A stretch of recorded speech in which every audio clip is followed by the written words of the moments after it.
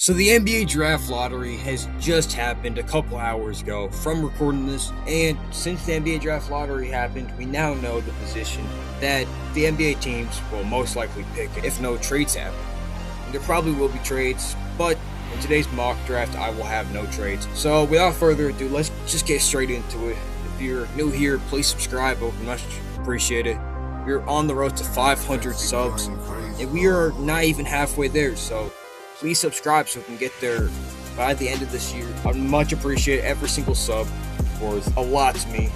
But don't want to waste your time. Let's get straight into the NBA mock draft. Let's go. Now, with the first overall pick in my 2026 NBA mock draft, I have the Washington Wizards selecting AJ Dembélé. Now, there have been talks about who goes number one in the 2026 NBA draft, and I really do think it has to do a lot with team. And for most of the pre-draft process and a lot of the stuff, I thought the Wizards should take Darren Peterson, but it really seems like the Wizards would take AJ Dembélé, even though if you were watching the draft lottery, don't know if you were, he did not look pleased with the Wizards obtaining the first overall pick, which kind of makes sense.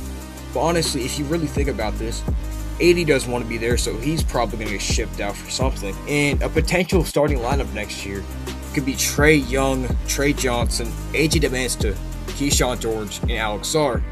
And maybe with a few years of progression and these guys just getting better, I think this could be a legitimate contender in the East, especially in Eastern Conference with so many young teams that probably just won't work out. And honestly, I love Trae Young next to AJ. I think AJ is the superstar for this team and will be the closer for this team that can really initiate the offense. And honestly, with him not even having to carry the offense like he did at BYU, this would be great for him, honestly. With shooters around him like Trey Johnson, Trey, Keyshawn George, and honestly Alex Sarr, who is a defensive anchor. But let's get on to the second pick. Speaking of the second pick, with the second overall pick in my 2026 NBA mock draft, the Utah Jazz are selecting Darren Peterson. Now, Darren Peterson, I know people say he doesn't love basketball. I know there's injury concerns. I know he almost died because of creatine apparently. But I don't care. You see the talent there, and I will bet on the talent even if it means it doesn't work out. You still have to take the chance. And honestly, I love Cam Boozer as the prospect. Darren Peterson is just way better. I think Cam Boozer is still in that tier with AJ and Darren Peterson. But you just got to take Darren Peterson. It makes sense. I mean, a potential starting lineup next year of Peterson, you have Markin in there, you have Jaren Jackson there. You have to figure out who's center. Maybe Jaren can play center. You got to get the rebounding in there. I don't know what they're going to do this offseason. Maybe they're going to trade a lot of their young talent, land some contracts for maybe a Giannis. I don't know. But I do think you just take the best player available and Darren Peterson. You figure the rest out later. But with the third overall pick in my 2026 NBA mock draft, the Memphis Grizzlies are one of the bigger risers of the 2026 draft lottery. They originally held the sixth best pick, but moved up to 3. And honestly, you got to take Cam Boozer. He is in that tier 1 guy. He finished up with one of the best college seasons we have ever seen, especially from a freshman. I mean, he could be a Carlos Boozer, Anthony Davis type, a really great franchise tier, and could be the number 2 on your championship team. Even if he is not a number 1 for your franchise guy, he definitely is a guy you want to build around and probably you want to take here with the third overall pick. I mean, he's a safe pick. He rebounds, he plays defense, he shoots, he can play in the post really well, he can finish really well. I mean, he's the guy you want to build around when Ja Morant's leaving. You definitely need that point guard, but Ty Jerome, I think, can hold it down until y'all get a point guard in the future. The fourth pick in the 2026 NBA mock draft, I do have the Chicago Bulls selecting Darius Cuff. Now, most people would say Caleb Wilson goes here, or some people might even say Cheetah Wagler. Honestly, I think the Chicago Bulls, after trading away Kobe White and after trading away Ayo Dosunmu, who Ayo Dosunmu and Kobe White have had their moments, but I do think they invest in another young guard prospect like Darius Cuff. I mean, you have Dillingham, but he's borderline out of the league. You have Trey Jones, but I think he's better off as a bench piece rather than a starting point guard or just a starting guard. Josh Giddey, he's great, but I do think you just take a Cuff here, who I do think is the best prospect available. You saw his offense at Arkansas. You saw how good he was. He can initiate. He can play the point guard. He can maybe play the 2. The defense doesn't look great, but the offense just too much to ignore. You take him, probably have a few struggling moments in his rookie year, but you take him because of long-term upside. He will probably be a Kyrie Irving type creator, probably a top guy, maybe a first option, second option in the championship team. You just take the best guy available. With the next pick overall, though, you take the Los Angeles Clippers. Will be selecting Caleb Wilson in my NBA mock draft. This is because I think Wilson is the better prospect over Keenan Wagler. I mean, Wilson does have, he has the athleticism, he has the defense, he has the finishing. He averaged 20 and 10 pretty much the entire year. Looked like the best player on that UNC team next to Henry Vajar, who is also pretty good. You have him going to the Clippers here, and I really do think he's pretty good here. I mean, Kawhi could leave, but even if the Kawhi does stay or leave, you have shooters around Wilson like Mathurin, Garland, and other guys like that. And I do think Wilson fits in right here. With the 6th overall pick, my 2026 NBA mock draft, I do have the Brooklyn Nets selecting Keenan Wagler out of Illinois. Now, all those top guys are gone. Keenan Wagler is pretty much the guy left who I think should go in this top 6 range. Flemings, you could take Mikael Brown, you could take LeBaron, you could take a swing on him. I just do think he is the best player overall. He just came off a season averaging 18 for Illinois. He could have some very good upside like a Shai Gilgeous-Alexander or Devin Booker type of creator. And he also can create for others. He looks like a very great prospect. I think he is probably one of the safer prospects in this draft. And for the Brooklyn Nets team, who already has Igor Demon and Nolan, along with Danny Wolf, De'Aaron Sharp, and PJ, all those guys who I think could be great next to Keenan Wagler. And if you do trade away MPJ or one of these guard prospects, Keenan Wagler will be able to create for this team, be the primary offensive scorer for this team moving forward, and I do think he is the pick here. Now, with the 7th overall pick in my 2026 NBA mock draft, I have the Sacramento Kings, bit of a faller, selecting Mikael Brown Jr. Now, this might seem as a surprise to some of y'all, because Kingston Flemings is that player that people think is the 6th, 5th best player in this draft. People think he's probably the best point guard in this draft, but I just disagree. I think he probably is the better prospect compared to Mikael Brown. Mikael Brown's upside is too hard to ignore.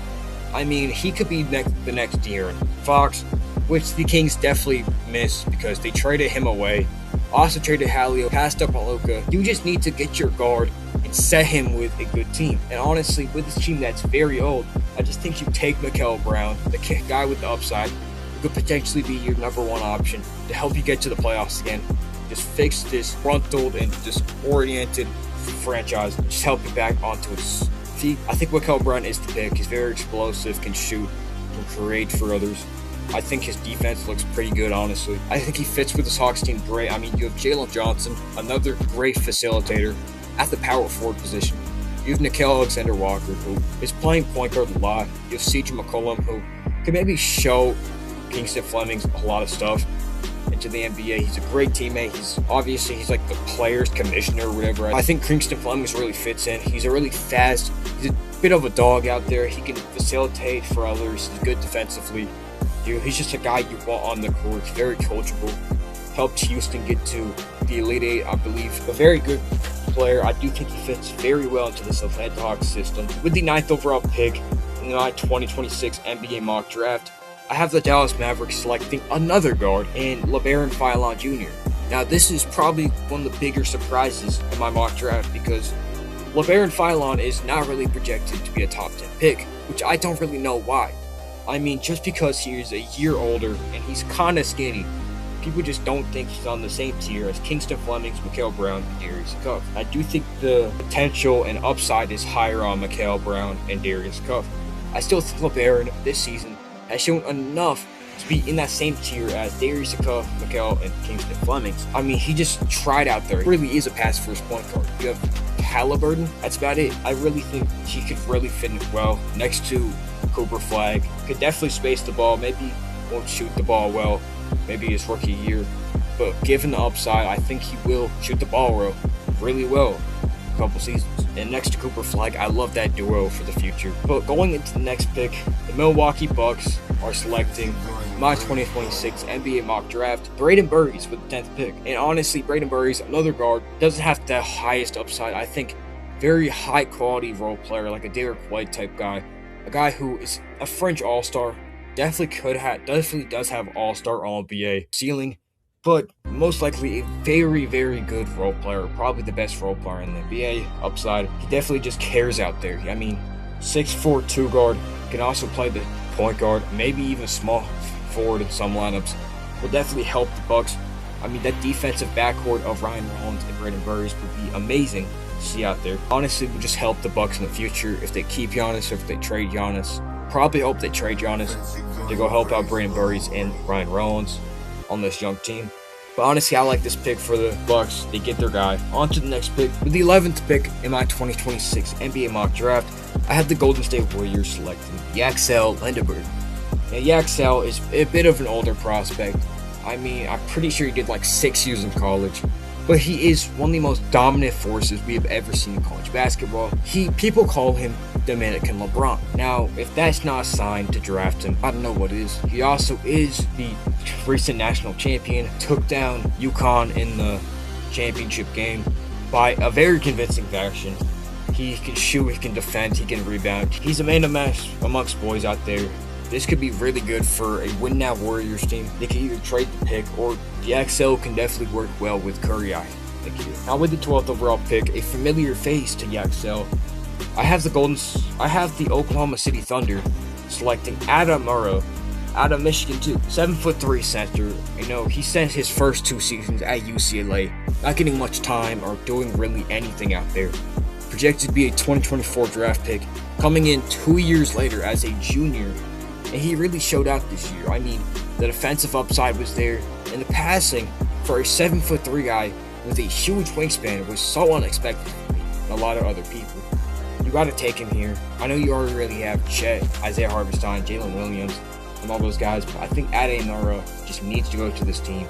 He's the most OKC pick I can think of, but another player I think fits the role of their team is with the next 13th overall pick in my 2026 NBA mock draft.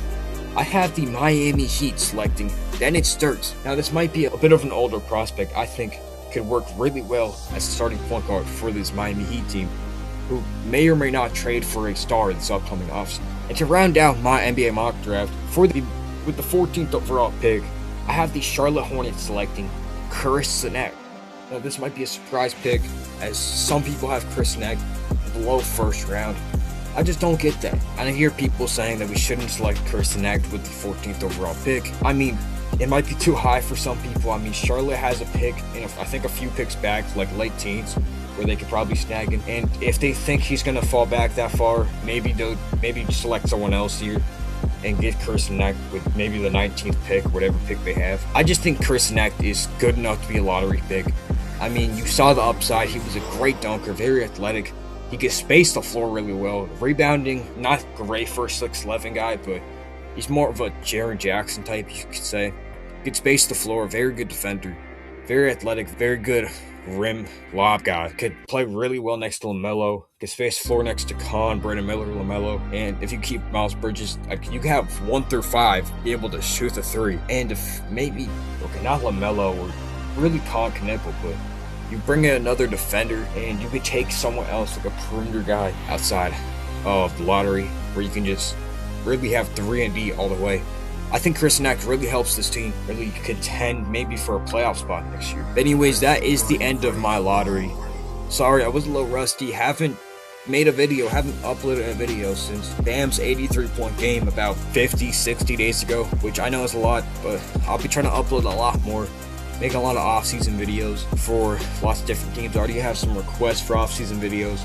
If you want to see some of my full mock drafts, go check me out on Fanspo. That's where I make a lot of posts, and I do some mock drafts and trades over there, and just articles over there. So go check me out on Fanspo. If you haven't already, please subscribe. I would appreciate it so much. I work pretty hard on these videos, and subscribing would mean so much to me. We are on a road to 500 subscribers. So please sub. I'll see y'all later. Have a good day. See y'all.